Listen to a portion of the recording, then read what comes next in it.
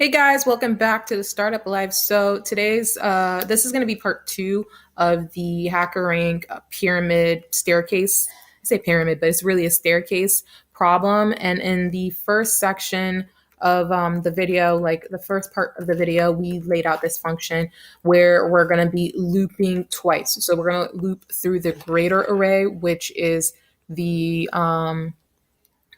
pyramid. What actually it's a square, and then we're going to be looping through the interior array, which is yeah, which is like the five or the six actual elements that are within each, I guess, block within the squares, each of the blocks that make the squares. If you watch part one, you'll understand what I'm saying. We left off where I need to put this condition. So this condition here is going to be the thing that really drives whether or not, as we loop through each of the inner like arrays, whether or not it's a space or a hash that goes in there. Now, this is what I had to do in order to come up with the logic, right? Let me show it to you guys.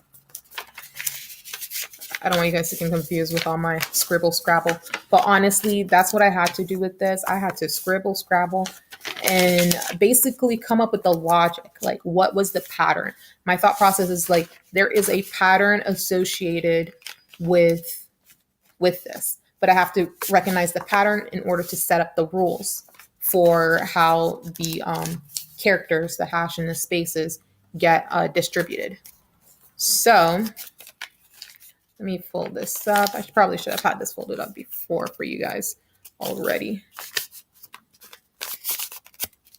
And this is going to be a little bit backwards, but hopefully you guys can actually see it.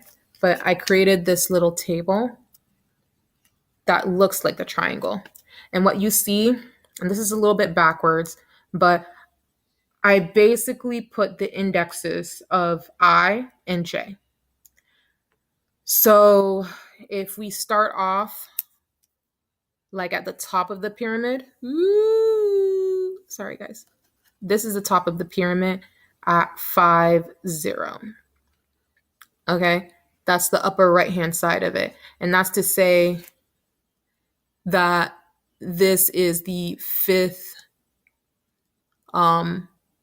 index, or the fifth index within each of these. So that's J. So in the parentheses up here, I kind of like created a little key, I and J. And so I think it's pretty self-explanatory, where the first number reflects the I index and the second number reflects the J index, right? And so I need to notice the pattern where this triangle starts and begins. And what I noticed was that the sum of I and J was more than 5. So it had to be 5 or more in order for it to become a hash. That means I plus J had to be 5 or more in order for there to be a hash. So what does that mean? That means I had to I plus J is more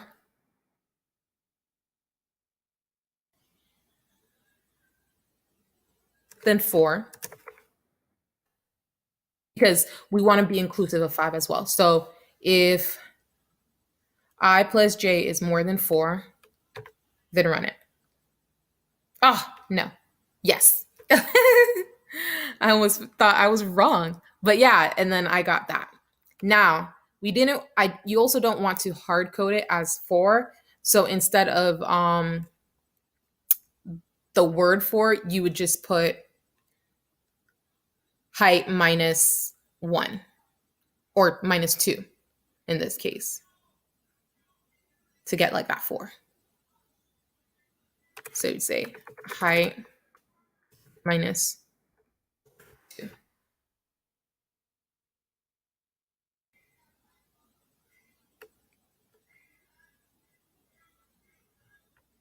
And there you go. And there you have it. That way it's consistent with whatever height you throw in there. And let's see if it works, because I actually remixed this a little bit. Let's see if this works when I put it in the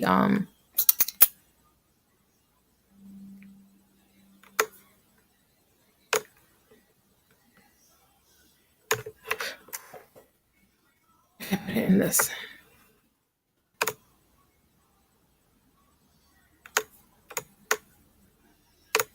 Make sure the JavaScript. It's JavaScript. So I had an old version of this, but I think this is a much better explanation. What's going on here? Run code. And it works, guys. It works. And so you can submit.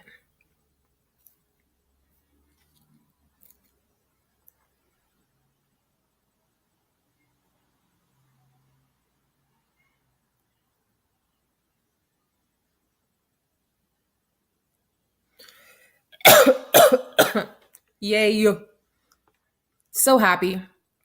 I really hope I explained that well, but like I mentioned, what I really had to do was draw it out. I had to draw out what was happening, and I had to notice the pattern that was happening when it came to the indexes for I loop and the index for the J loop, right?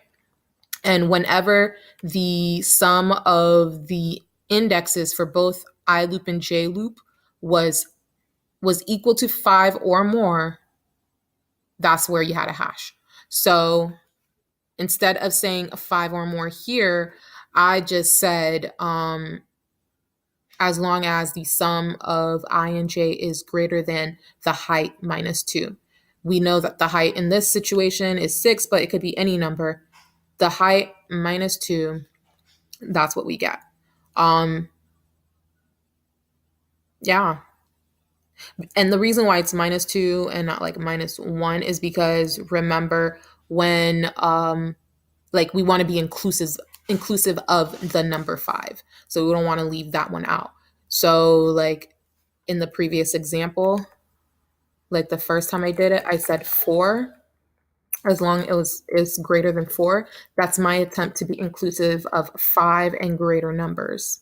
So when it runs into 5, it'll put that hash, right? Now, a better way of doing this without hard coding it as 4, because that's just if I'm using the number 6 as the n input, would be to say height minus 2, which is what we ended up doing.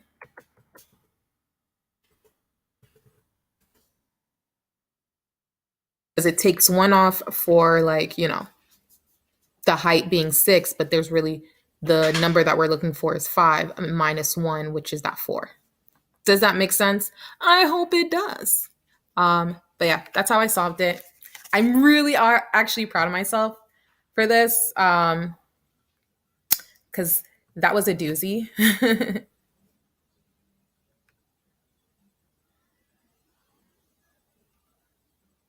But that's how you solve it. Anyways, please like, comment, subscribe, share with me like the ways that you would have solved it or have solved it. But that's what works for me, and I'm just gonna leave it there. Like I'm gonna leave it there. There's ways you can mix it around with those values. Like honestly, you could put move J to one side, add 2 to the other side, or add height to the other side. I know there's numerous ways that you could do it, but this is the way I got to this point.